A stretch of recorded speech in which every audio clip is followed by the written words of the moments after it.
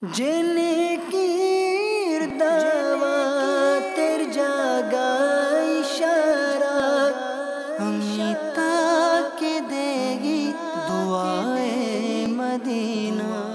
أعوذ بالله من الشيطان الرجيم. بسم الله الرحمن الرحيم.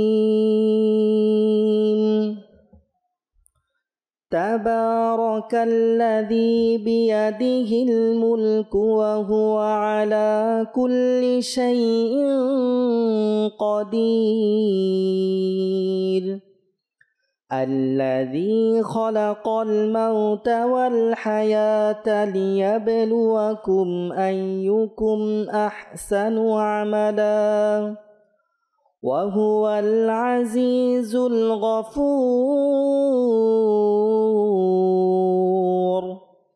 الذي خلق 7 سماوات طباقا ما ترى في خلق الرحمن من تفاوت فارجع البصر هل ترى من فطور ثم ارجع البصر كرتين ينقلب إليك البصر خاسئا وهو حسير. ولقد زينا السماء الدنيا بمصابيح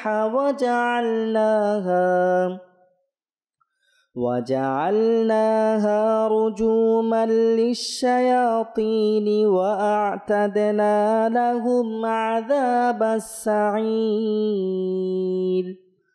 وللذين كفروا بربهم عذاب جهنم وبئس المصير.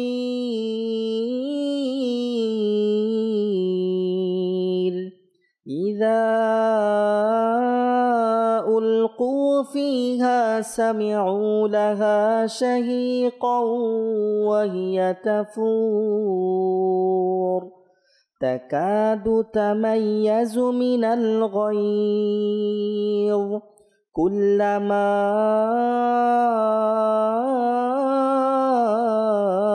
ألقي فيها فوج سألهم خزنتها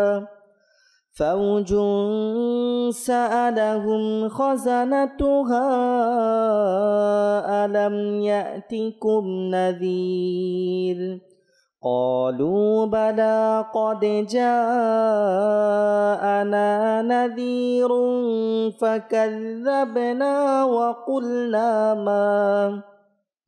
وقلنا ما نزل الله من شيء إن أنتم إلا في ضلال كبير. وقالوا لو كنا نسمع أو نعقل ما كنا في أصحاب السعير.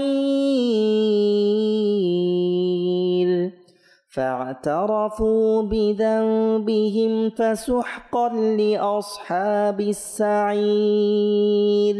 إن الذين يخشون ربهم بالغيب لهم مغفرة وأجر كبير. وأسروا قولكم أو اجهروا به إنه عليم بذات الصدور. ألا يعلم من خلق وهو اللطيف الخبير. هو الذي جعل لكم الأرض ذلولا فامشوا في مناكبها فامشوا في مناكبها وكلوا من رزقه وإليه النشور أأمنتم من في السماء أن يخسف بكم الأرض فإذا هي تمور أم أمنتم من في السماء أن يرسل عليكم حاصبا فستعلمون كيف نذير ولقد كذب الذين من قبلهم فكيف كان نكير أولم يروا إلى الطير فوقهم صافات ويقبضن ما يمسكهن إلا الرحمن إنه بكل شيء بصير أمن هذا الذي هو جند لكم ينصركم من دون الرحمن إن الكافرون إلا في غرور أمن هذا الذي يرزقكم إن أمسك رزقه بل لجوا في عتو ونفور أفمن يمشي مكبا على وجهه أهدى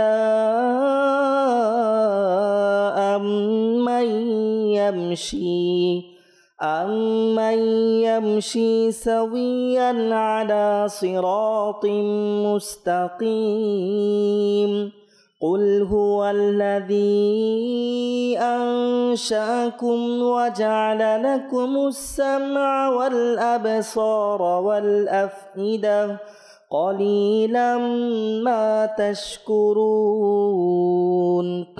قل هو الذي ذرأكم في الأرض وإليه تحشرون ويقولون متى هذا الوعد إن كنتم صادقين قل إنما العلم عند الله وإنما أنا نذير مبين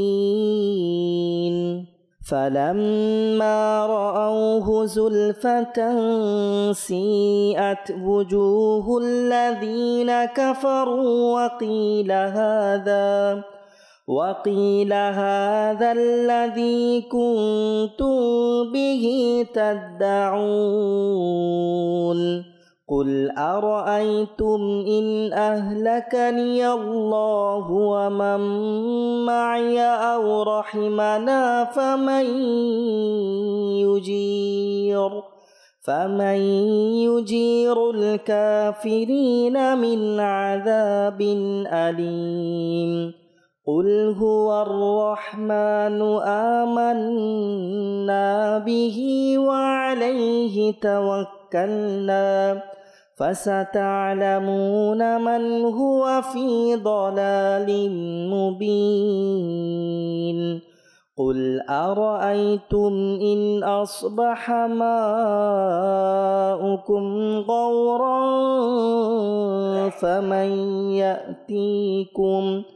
فمن يأتيكم بماء معين الله يأتينا وهو رب العالمين آمنت بالله صدق الله العظيم صلی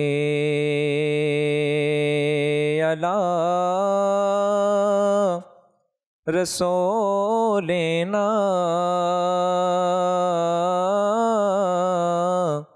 صلی علی محمدین صلی علی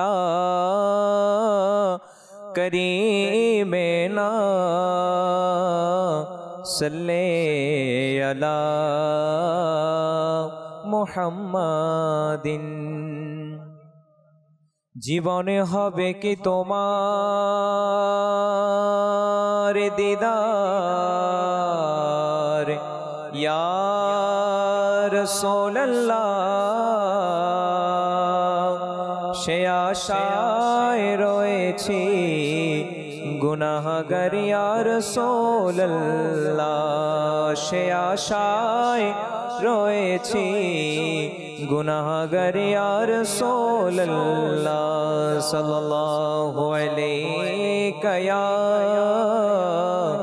রাসূলুল্লাহ ওয়া সাল্লাম আলাইকা ইয়া হাবিবাল্লাহ। আমিও যাব একদিন সোনার মদিনা,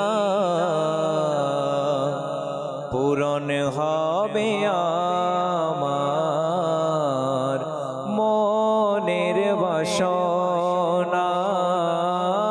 আমিও যাব একদিন সোনার মদিনা, পূরণ হবে আমার মনের বাসনা।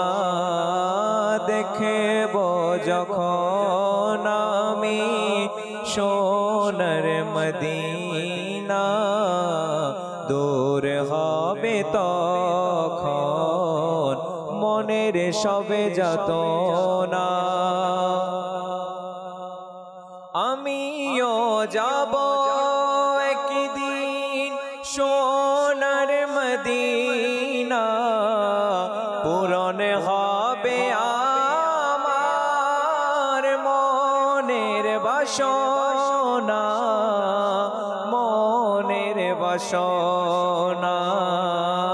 দেখব যখন আমি সোনার মদিনা, দূর হবে তখন মনের সবে যাতনা।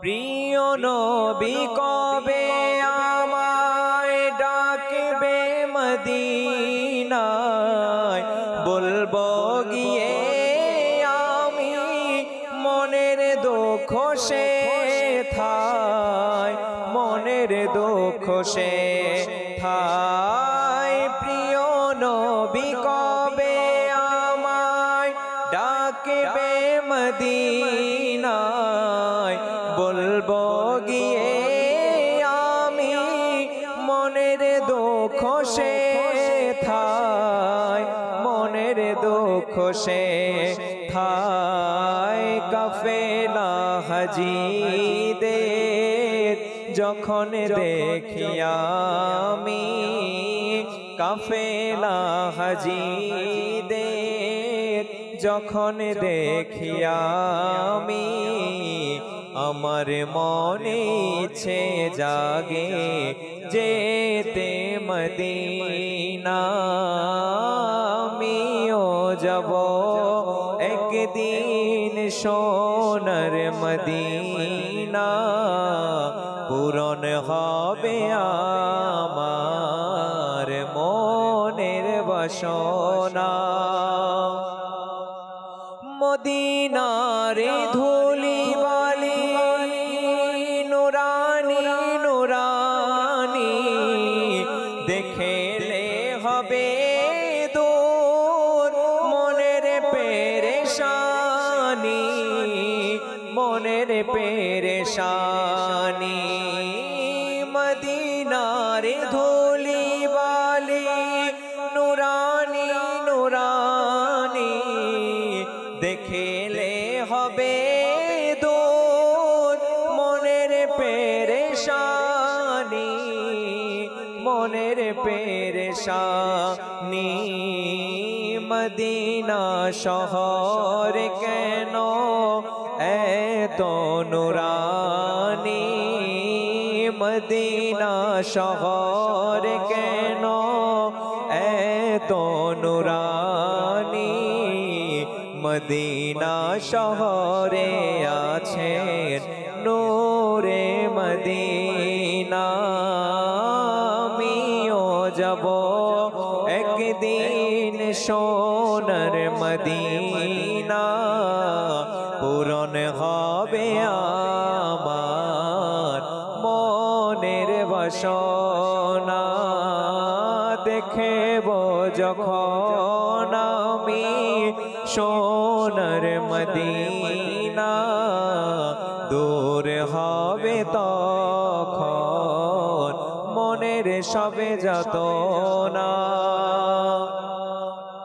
আমিও যাব একদিন সোনার মদিনা পূরণ হবে আমার মনের বাসনা মনের বাসনা দেখব যখন আমি সোনার মদিনা দূর হবে তখন মনের সবে যাতনা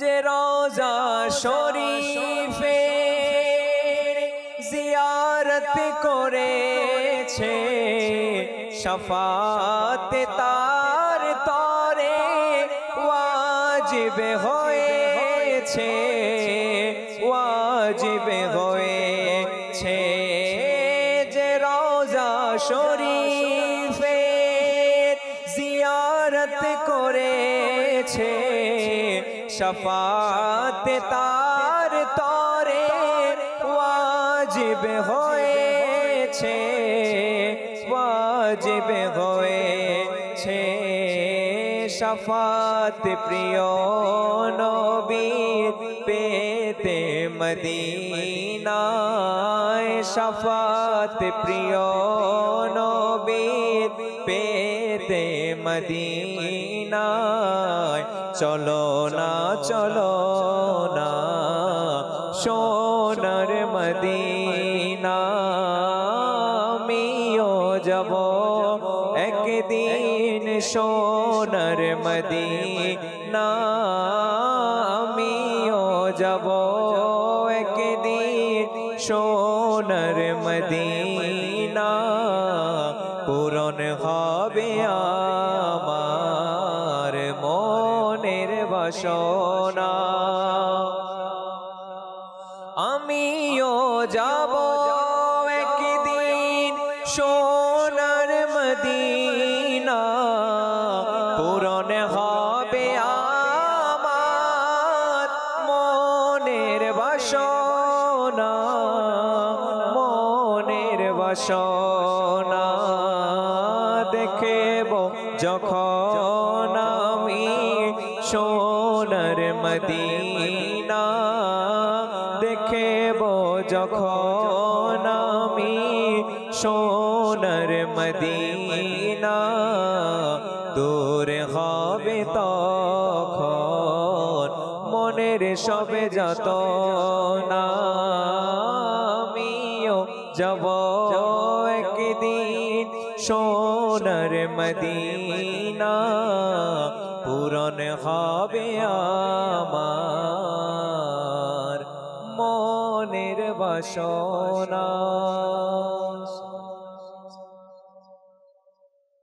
আলহামদুলিল্লাহি রাব্বিল আলামিন ওয়াসসালাতু ওয়াসসালামু আলা সাইয়্যিদিল মুরসালিন আম্মা বা'দ ফাআউযু বিল্লাহি মিনাশ শাইতানির রাজীম বিসমিল্লাহির রহমানির রহিম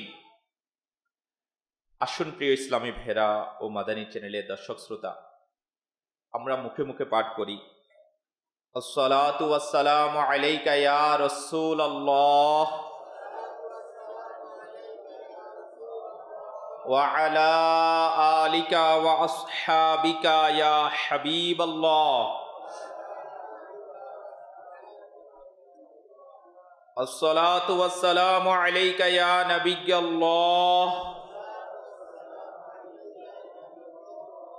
وعلى آلك وأصحابك يا نور الله।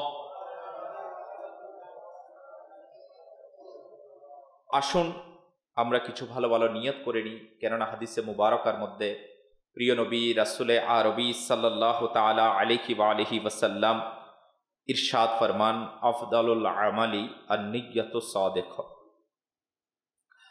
অর্থাৎ সত্য নিয়ত এটা সবচেয়ে উত্তম আমল।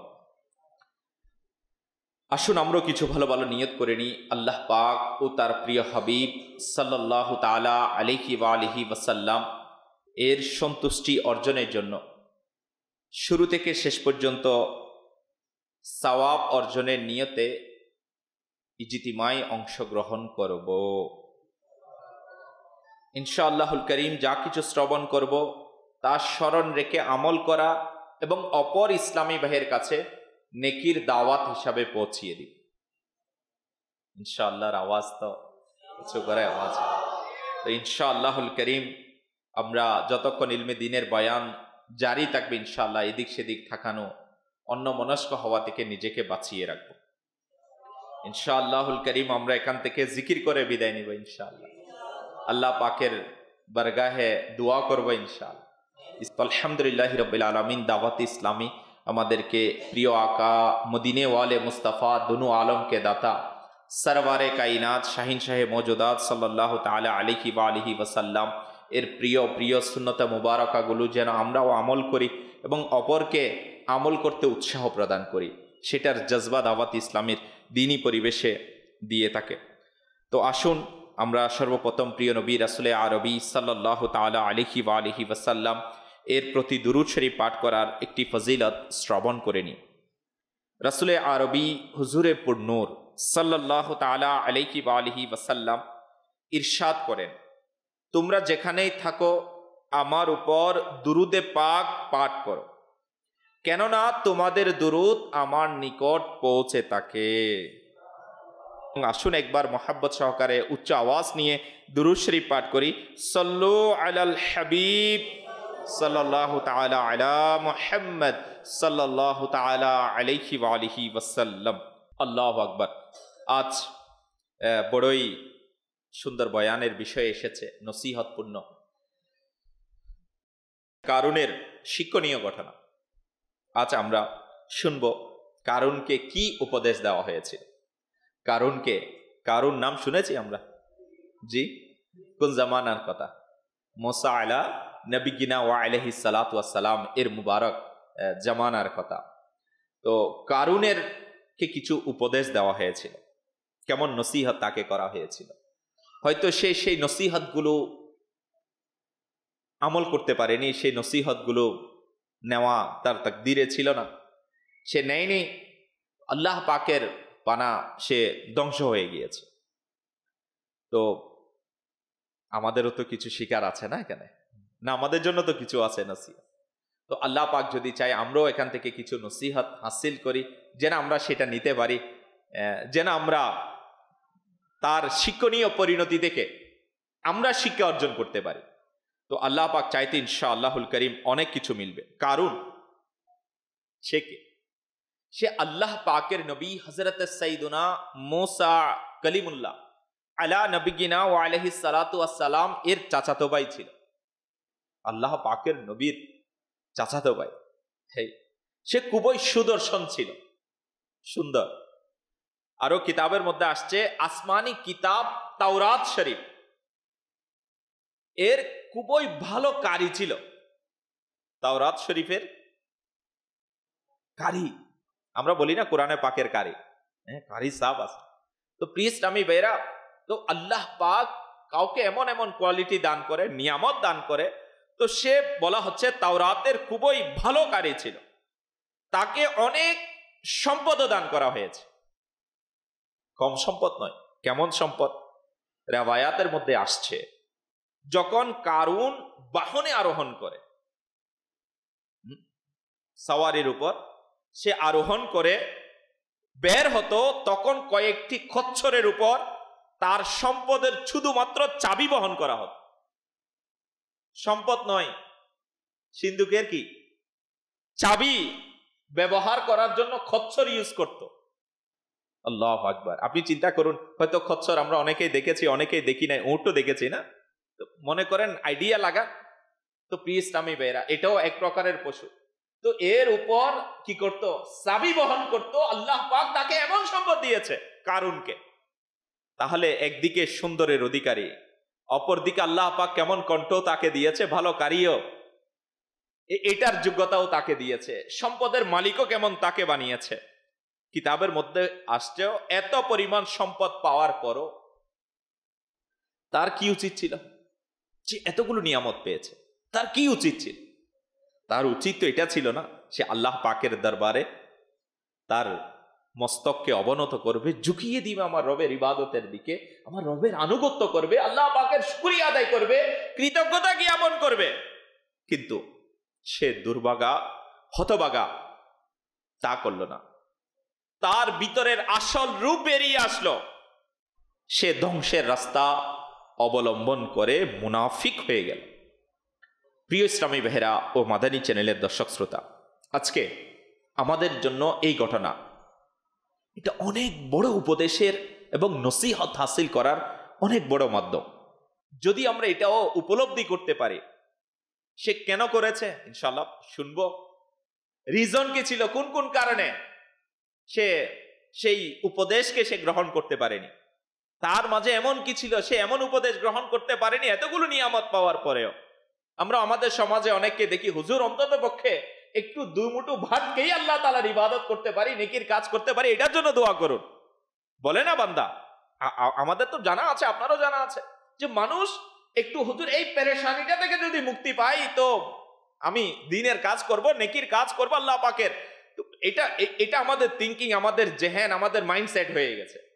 একটু চিন্তা করে দেখুন, একে আল্লাহ পাক কিও দিয়েছে, সম্পদও দিয়েছে, সুদর্শন বানিয়েছে, আল্লাহু আকবার, তাকে কণ্ঠ ভালো দিয়েছে, সবকিছু দিয়েছে, কিন্তু বলা হচ্ছে এরপরও সে ধ্বংস হয়ে গিয়েছে।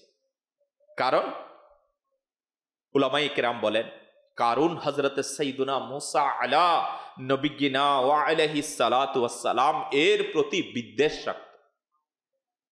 কার প্রতি বিদ্বেষ? আল্লাহ তাআলার নবীর প্রতি বিদ্বেষ। আল্লাহ পাকের প্রিয় কলিমুল্লাহ মুসা আলা নবিয়িনা ওয়া আলাইহিস সালাতু ওয়াস সালাম, আপনাকে যতই মাল দৌলত, ক্ষমতা, ইজ্জত, সৌন্দর্য যাই কিছু দেখ না কেন, যদি আপনার কাছে আল্লাহ রসুলের ব্যাপারে, আল্লাহ তাআলার প্রিয় ব্যক্তিদের ব্যাপারে, আল্লাহ তাআলার প্রিয় বান্দাদের ব্যাপারে যদি আপনার বিদ্বেষ থাকে, তাহলে আল্লাহ তাআলার বানা এটা ধ্বংসের একটি কারণ। ইসলামী বেরে তো নবী আলাইহিস সালাম, ইনাদের শান ও মর্যাদা তো অনেক উপরে নবীগণ আলাইহিস সালামের। যদি কেউ আমার নবীর সাহাবায়ে ইকরাম, যারা আমার নবীর গোলামি করেছে, সাহাবায়ে ইকরাম আমার নবীর সঙ্গী সাথী যাদেরকে বলা হয়, যদি কেউ এদের শানে বিয়াদবি করে তো ঈমান বরবাদ হয়ে যাবে না? তো প্রিয় ইসলামী বেরে এটা তো দূরের কথা, সাহাবায়ে ইকরামের শান ও আসমান। তো আল্লাহ পাক এর নেককার বান্দা যারা, ইবাদত গুজার আল্লাহ ওয়ালা যারা, খৌফে হুদা ওয়ালা যারা, সত্যিকার আশিকে রাসূল, তাদের সাথেও যেন আমাদের বিদ্বেষ না থাকে। নবীগণ আলাইহিস সালাম তো অনেক উপরের লেভেল, মানে উপরের ক্লাসিফিকেশন যদি আপনি থিঙ্কিং করি, কিন্তু আফসোস আমাদের সমাজেও দেখা যায় ভালো ডিগ্রি, ভালো সৌন্দর্যের অধিকারী, আল্লাহ তাবারাকা ওয়া তাআলার পানা, হয়তো ভালো বলার এবিলিটি রয়েছে, হয়তো ভালো ফেমাস হয়ে গেছে, তো আল্লাহ তাআলার পানা যেন এত কিছু নিয়ামত পাওয়ার পরও ইসলামী বেরা আল্লাহ পাকের রসুল, আমাদের প্রিয় নবী সাল্লাল্লাহু তাআলা আলাইহি ওয়া আলিহি ওয়াসাল্লাম এর শান ও আজমতের প্রতি বিদ্বেষ রাখা, এটার প্রতি আমার জবান কি ইউজ করা, এটা তো দূরের কথা, বরং আমার নবীর যারা গোলামি করেছে, সত্যিকার আশিকে রসুল যারা আমার নবীর দ্বীনের খিদমত করে খাদিম, তো তাদের সাথেও যেন আমাদের কোনো ধরনের বিদ্বেষ না থাকে। এটার আলাদা সাবজেক্ট আছে, আজকের বয়ানের বিষয় ওইদিকে না। আমি আপনাকে শুধু হিন্টস দেওয়ার জন্য যে কারুনের ধ্বংসের কারণ সে আল্লাহ পাকের রসুল হযরত সাইয়্যিদুনা মুসা কালিমুল্লাহ আলা নবিয়িনা ওয়া আলাইহিস সালাতু ওয়াস সালাম এর সাথে বিদ্বেষ পোষণ করেছে। তার না দুনিয়ার সম্পদ, দুনিয়ার মাল দৌলত, ইজ্জত, ক্ষমতা, তার সৌন্দর্য, তার কোয়ালিটি, কোনো কিছুই তাকে বাঁচাতে পারেনি, বরং সে ধ্বংস হয়ে গিয়েছে। তো প্রিয় ইসলামী ভাইরা, কিতাবের মধ্যে আসছে, সুতরাং সে হতভাগা কিছু লোককে সাথে নিয়ে নিজের আলাদা একটি দল গঠন করলো। কে? কারণ মুসা আলাইহিস সালামের প্রতি তার বিদ্বেষ।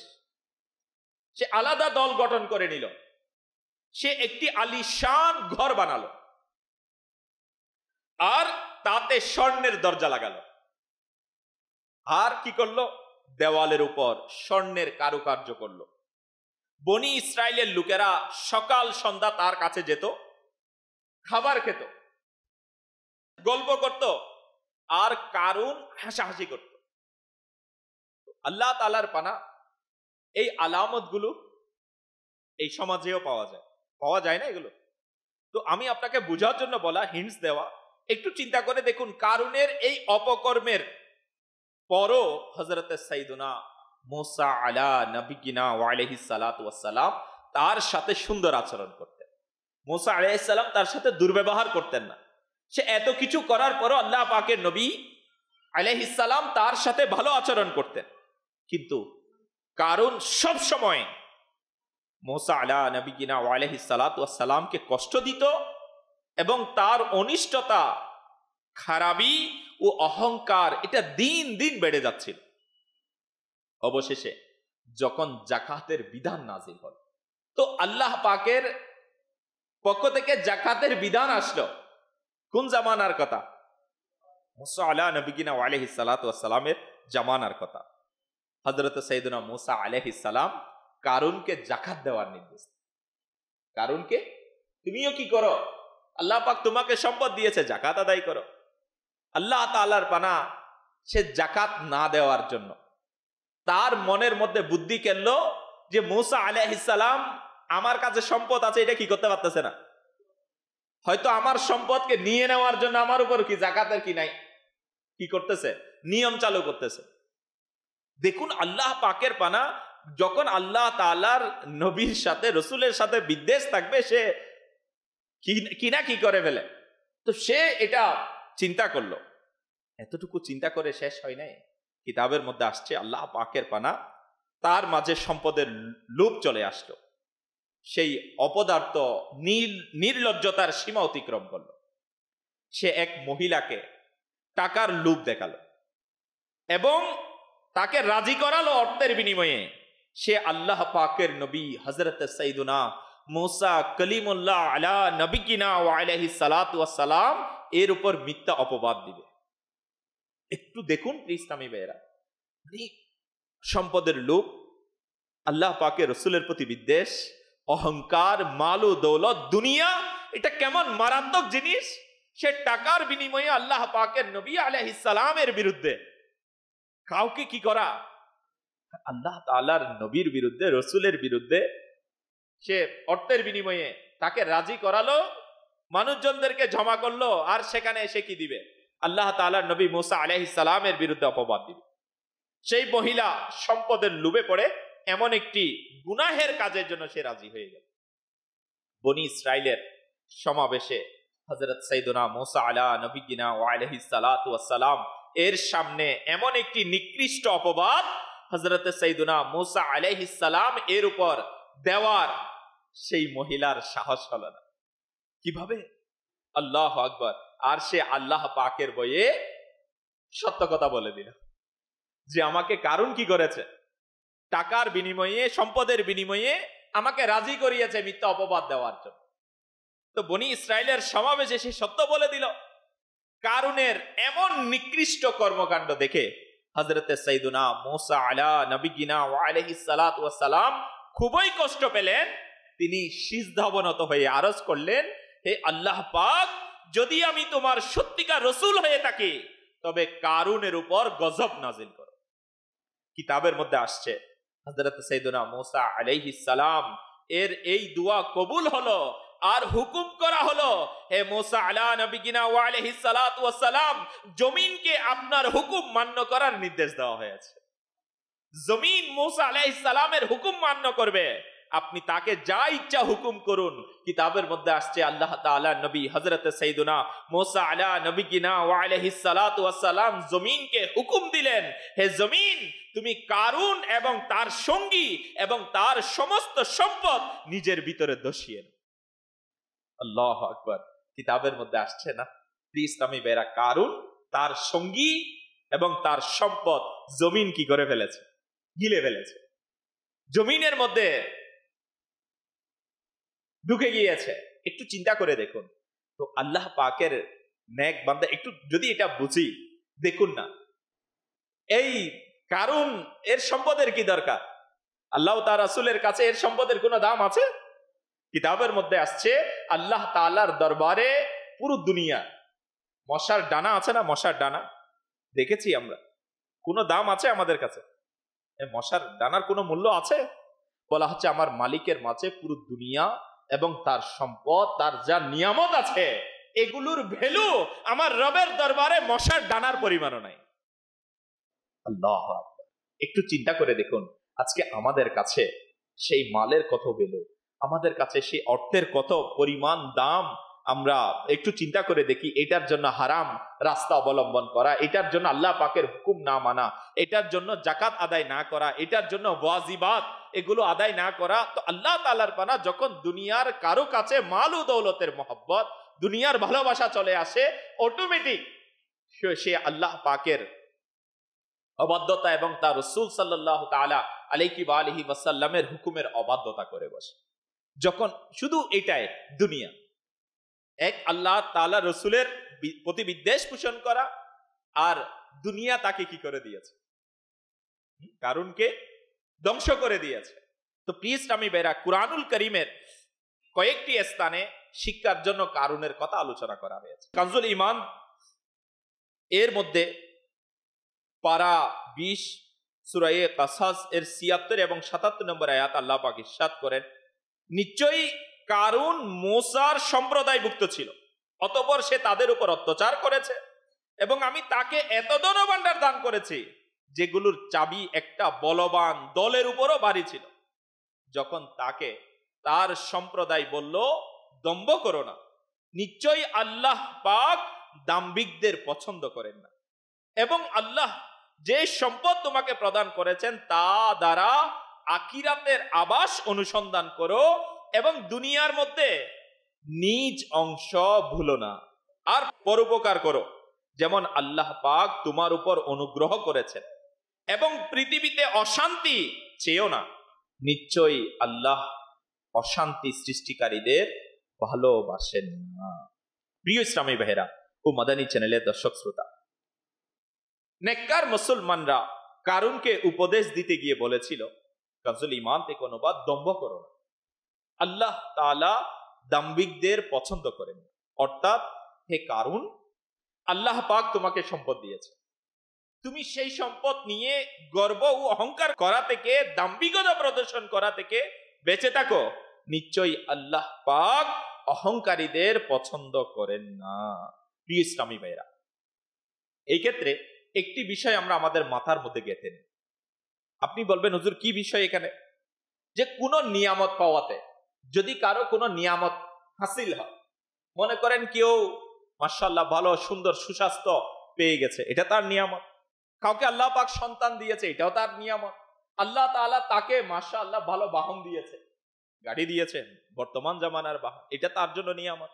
আল্লাহ পাক তাকে ভালো বিজনেস দিয়েছে, ভালো জব দিয়েছে, ভালো কোনো ডিগ্রি অর্জন করার পসিবিলিটি আল্লাহ পাক তাকে দিয়েছে। তো আমি আপনাকে বোঝানোর কারণ হচ্ছে এটা হচ্ছে নিয়ামত আল্লাহ পাকের পক্ষ থেকে। আর বলা হচ্ছে এই নিয়ামত পাওয়াতে মনে যে খুশি আসে, এটা দুই ধরনের হয়ে থাকে। এটা পেলে খুশি লাগে কিনা? খুশি লাগে না আপনাদের? লাগে। তো যাদের খুশি লাগে, এখানে দুই ধরনের খুশি হয়। নাম্বার 1, একটি হলো অহংকারের খুশি, একটি হলো কিসের খুশি? অহংকারের খুশি, এটি হারাম। আর দ্বিতীয়টি হলো কৃতজ্ঞতার খুশি।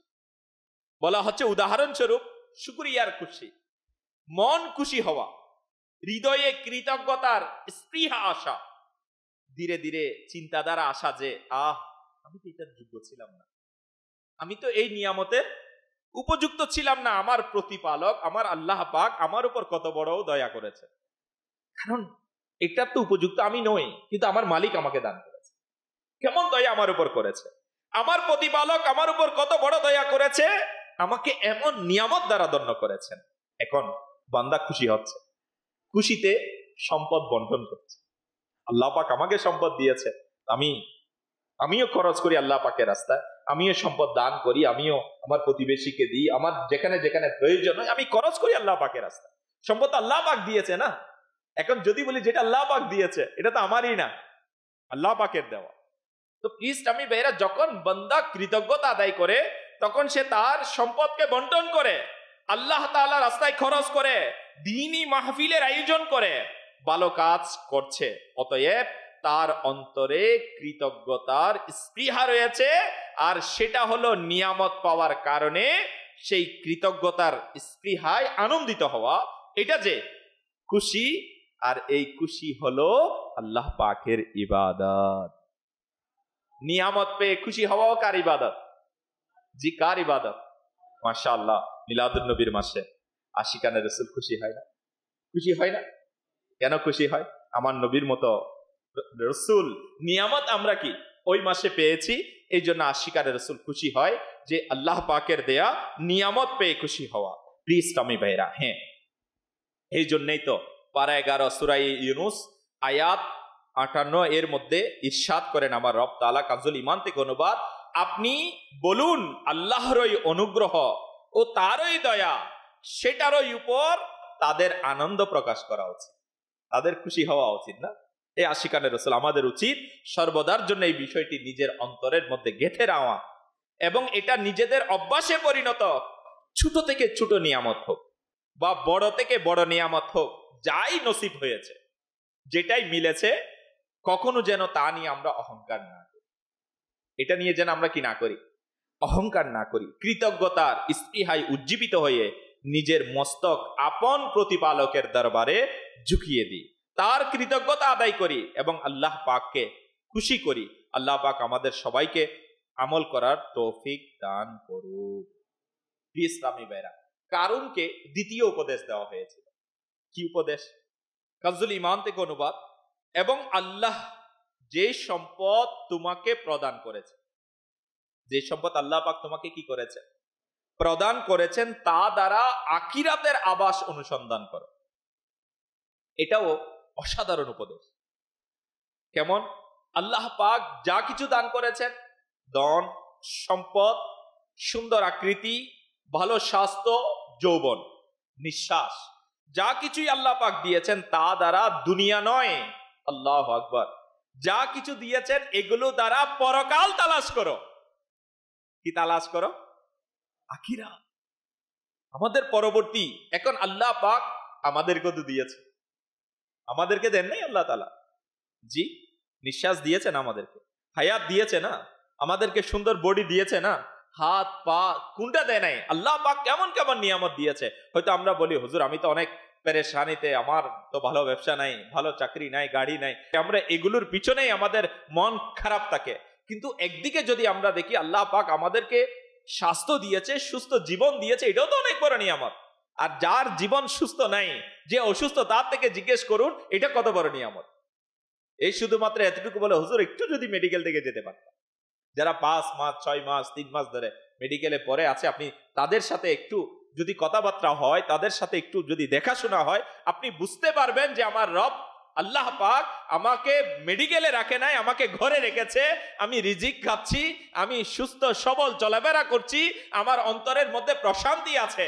হয়তো বড় দালান কোঠা নাই, হয়তো বড় গাড়ি নাই, বাড়ি নাই, হয়তো আপনি এটা নিয়ে টেনশন করতেছেন, কিন্তু প্লিজ আমি বেরে, কিন্তু আমার আল্লাহ পাক তো আমাকে অনেক দিক দিয়ে নিয়ামত দিয়েছে।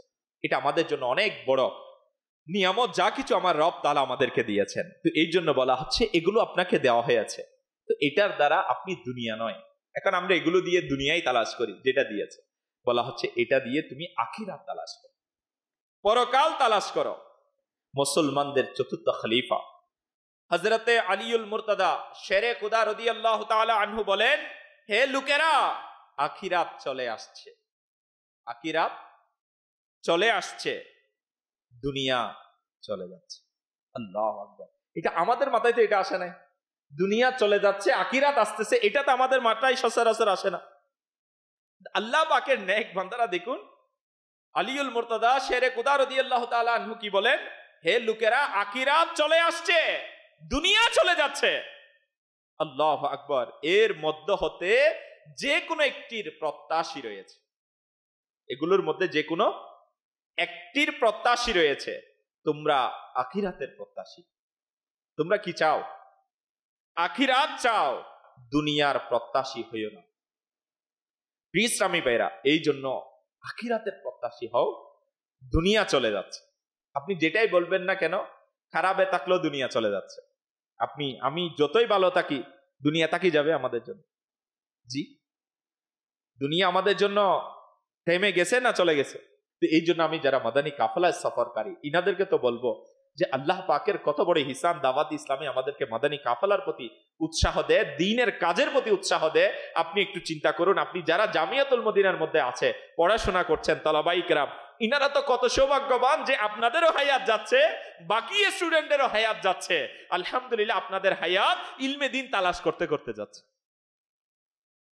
ইলমে দিন তালাশ করতে, আল্লাহ পাকের দিন তালাশ করতে আপনার হায়াত যাচ্ছে। তো এই হায়াত তো আপনার জন্য পুরস্কারের কারণ হবে না? আল্লাহ পাকের পানা যদি নাফরমানির কাজে, গুনাহের মধ্যে, দুনিয়ার অন্য কোন কাজের মধ্যে যদি হায়াত যায়, তো এটার জন্য তো জবাবদিহিতা করা হবে। আর যদি আল্লাহ তাআলার পানা নাজায়েজ ও হারাম কাজে ইউজ হয়, এটার জন্য তো শাস্তির ব্যবস্থাও রয়েছে। তো আল্লাহ পাক আমাদেরকে বুঝার তৌফিক দান করুন।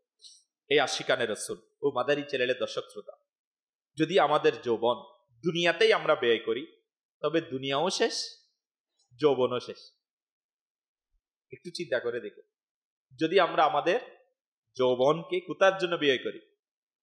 দুনিয়ার জন্য ব্যয় করি, দুনিয়াও কি শেষ হয়ে যাবে, যৌবনও না থাকি যাবে। আমরা যদি আমাদের শক্তি দুনিয়ার জন্য ব্যয় করি, তবে দুনিয়াও শেষ, শক্তিও শেষ। আর আমরা যদি আমাদের সম্পদ দুনিয়া অর্জনের কাজে ব্যয় করে দিই, তবে দুনিয়াও শেষ, সম্পদও শেষ।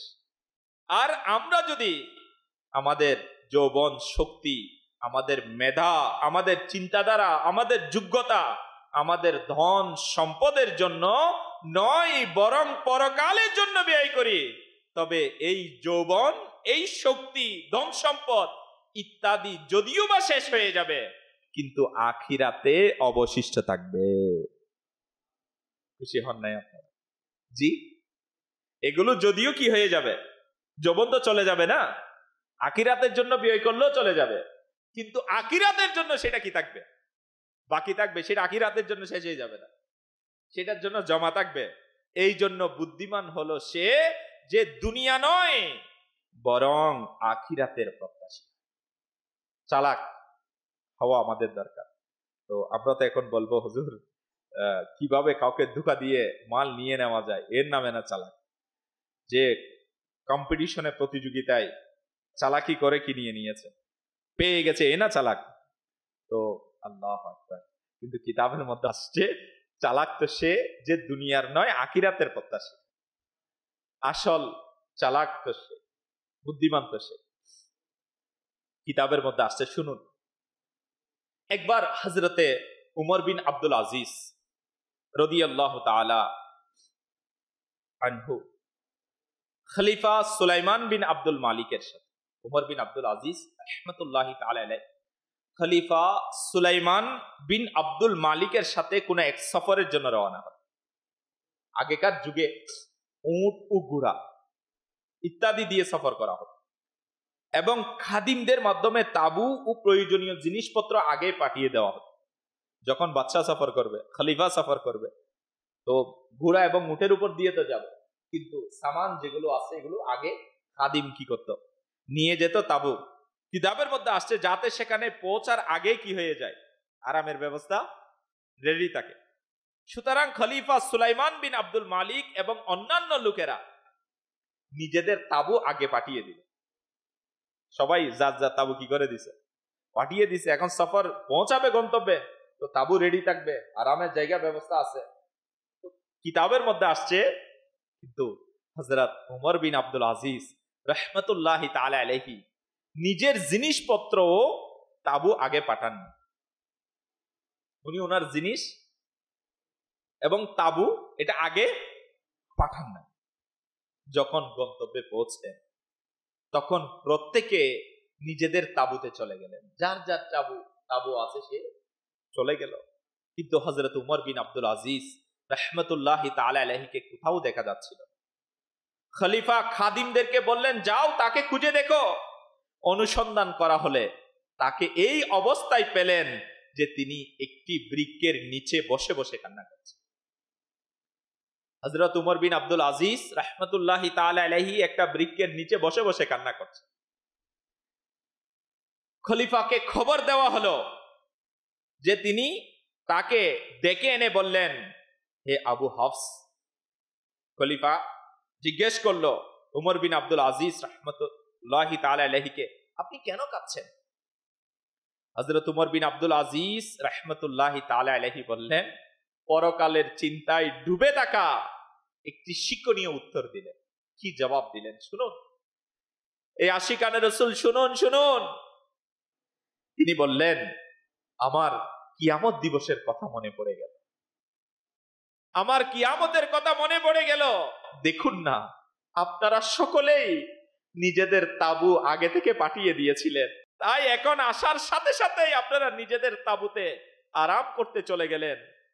আমি আমার ঘর থেকে কোনো জিনিস কিছুই পাঠাইনি আগে, এই জন্য আমি এখানে কিছুই পাইনি। কিয়ামতের দিনেও একই অবস্থা হবে, কিয়ামতের দিনেও একই অবস্থা হবে।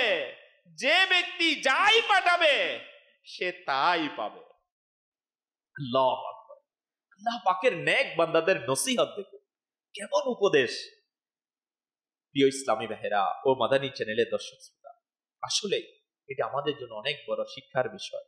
যদি আমরা নিজেদের সবকিছু দুনিয়া সাজানোর জন্যই ব্যয় করতে থাকি, আমাদের শক্তি, আমাদের সামর্থ্য, আমাদের টাইম, আমাদের বিবেক, আমাদের বুদ্ধি, আমাদের ট্যালেন্ট, আমাদের যেটা আছে না যে আল্লাহ পাকের পানা, যদি সেগুলো আমরা দুনিয়ায় সিট করার জন্য, দুনিয়াকে অর্জন করার জন্য যদি আমি আমার যোগ্যতাকে, আমার মেধাকে, আমার শক্তি সামর্থ্যকে ব্যয় করে দিই, আখিরাতের জন্য কিছুই আগে না পাঠায়, তবে দুনিয়া তো অতি শীঘ্রই শেষ হয়ে যাবে, দুনিয়া তো খুব তাড়াতাড়ি শেষ হয়ে যাবে, আমরাও শেষ হয়ে যাব। অতঃপর আমাদের আখিরাতে কিছুই থাকবে, সেখানকার জন্য আমরা কিছুই রাখতে পারবো না। এই আশিকানে রাসূল, তখন আমরা কি করব? বাস তখন আফসোস করে এটাই বলবো। কোনটা বলবো? কানজুল ঈমান থেকে অনুবাদ, হাই কোন রকমে আমি যদি জীবদ্দশায় সৎকর্ম অগ্রিম পাঠাতে পারতাম।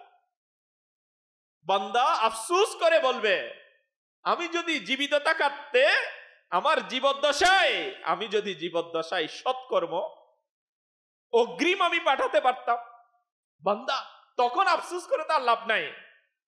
কিতাবের মধ্যে আসছে এই জন্য এখনো সময় আছে।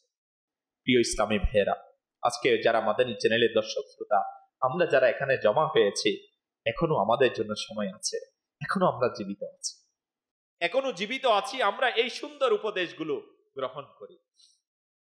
আল্লাহ পাক চাইতো, কিতাবের মধ্যে আসছে আল্লাহ পাকের ফরমান, কোরআনে পাকে কানজুল ঈমান থেকে অনুবাদ, এবং আল্লাহ যে সম্পদ তোমাকে প্রদান করেছে তা দ্বারা আখিরাতের আবাস অনুসন্ধান করো। আমরা যদি আখিরাতের প্রত্যাশী হয়ে যায়, আল্লাহ পাক আমাদেরকে যা কিছু দান করেছেন তা দ্বারা দুনিয়া নয় বরং আখিরাত আমরা তালাশ করি। আজকে কারুনের ধ্বংসের কারণ আমরা শুনেছি, সে যাকাত দিতে অস্বীকৃতি জানিয়েছে, সে আল্লাহ পাকের বিধান মানতে অস্বীকৃতি জানিয়েছে।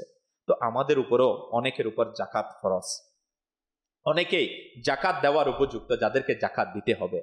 তো আলহামদুলিল্লাহ, আপনার আমার প্রিয় সংগঠন দাওয়াত ইসলামী আমার নবীর উম্মতদেরকে জাকাত দেওয়ার প্রতি উৎসাহ দিচ্ছে, যেন এই নসিহতগুলো আগে বাগে আপনার কাছে পৌঁছানোর রিজন হচ্ছে এটা। আলহামদুলিল্লাহ, আমরাও নিয়ত করি যে আমাদের সম্পদ, আমাদের মাল, আমাদের দৌলত আল্লাহ পাকের দ্বীনের কাজে, আমার নবীর সুন্নতের খিদমতে, নেকির কাজে আমরা কাজে লাগাবো ইনশাআল্লাহ।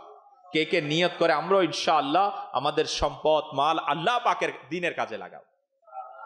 আছে সবাই ইনশাআল্লাহুল কারীম। তো যে যেভাবে পারি দ্বীনের কাজে শামিল হব। তো আমি আপনাদেরকেও দাওয়াত দিব, মাদানী চ্যানেলের দর্শক শ্রোতা আপনারা যারা শুনছেন, আপনাকেও দাওয়াত দিব। তো আমি বলবো, আপনার জাকাত, আপনার ডোনেশন ইনশাআল্লাহুল কারীম, আপনি এর একটা বড় অংশ আপনি দাওয়াত ইসলামীর দ্বীনের কাজে, সুন্নতের খিদমতে, উলামা প্রোডাকশনের কাজে, হাফিজে কোরআন বানানোর কাজে, ইলমে দ্বীনকে পৌঁছানোর কাজে, সুন্নতে মুস্তাফাকে আম করার কাজে ইনশাআল্লাহুল কারীম আমরাও সাপোর্ট করব, আমরাও সহযোগিতা করব ইনশাআল্লাহ। কার কার নিয়ত আছে করা? আল্লাহ পাক আপনাদেরকে কবুল করুক, কামিয়াবি দান করুক, হাস রহমত নাজিল করুক। তো আলহামদুলিল্লাহ, যাদের ইচ্ছা আছে মাদানী কাফেলার মুসাফির হওয়া, ইচ্ছা না থাকলে ইচ্ছা নি ইনশাল্লাহ। আমি আমার হায়াত থেকে 3 দিনের মাদানী কাফেলা, আমি আমার হায়াত থেকে 7 দিনের নামাজ কোর্স, আমি আমার হায়াত থেকে 63 দিনের তরবিয়তি কোর্স, ইলমে দিন শিকার জন্য আমার হায়াত থেকে আমি দিই। সাল্লু আলাল হাবিব সাল্লাল্লাহু তাআলা আলা মুহাম্মদ সাল্লাল্লাহু তাআলা আলাইহি ওয়া আলিহি ওয়াসাল্লাম। আসুন প্রিয় ইসলামী ভাইরা, দাওয়াত ইসলামের সাপ্তাহিক সুন্নত ওয়ারা ইসলামায় যে দুরুদ শরীফগুলো পাঠ করানো হয় আমরা প্রত্যেকে মিলে পড়ি।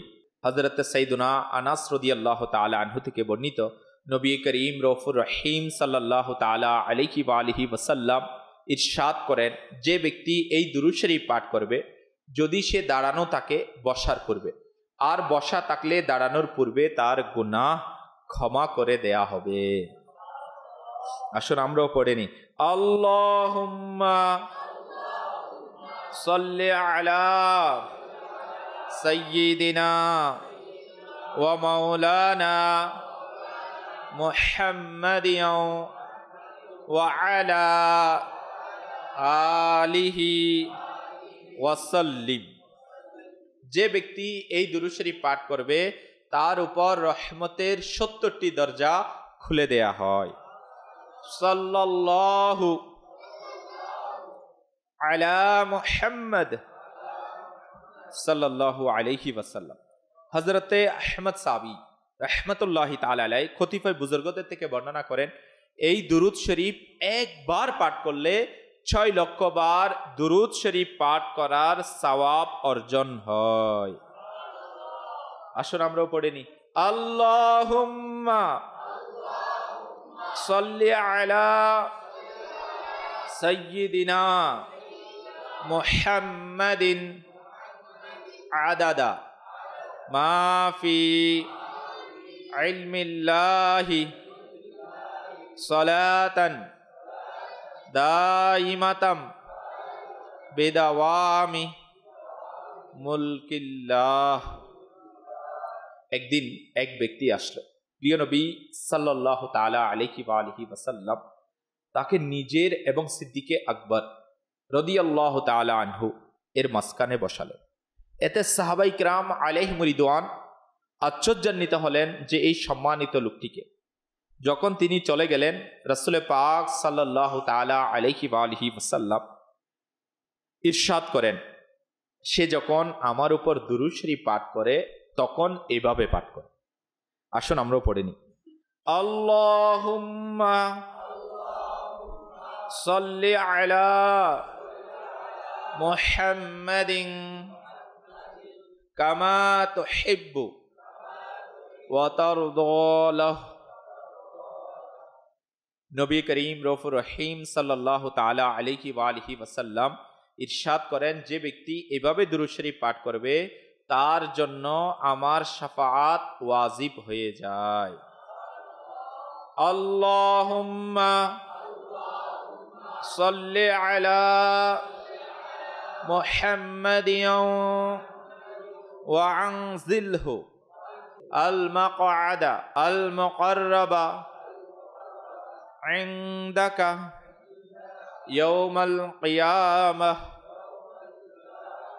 হযরতে সাইয়্যিদুনা ইবনে আব্বাস রাদিয়াল্লাহু তাআলা আনহুমা থেকে বর্ণিত, প্রিয় নবী সাল্লাল্লাহু তাআলা আলাইহি ওয়া আলিহি ওয়াসাল্লাম ইরশাদ করেন, এই দোয়া পাঠকারীর জন্য 70 জন ফেরেশতা 1000 দিন পর্যন্ত নেকি সমূহ লিখতে থাকেন।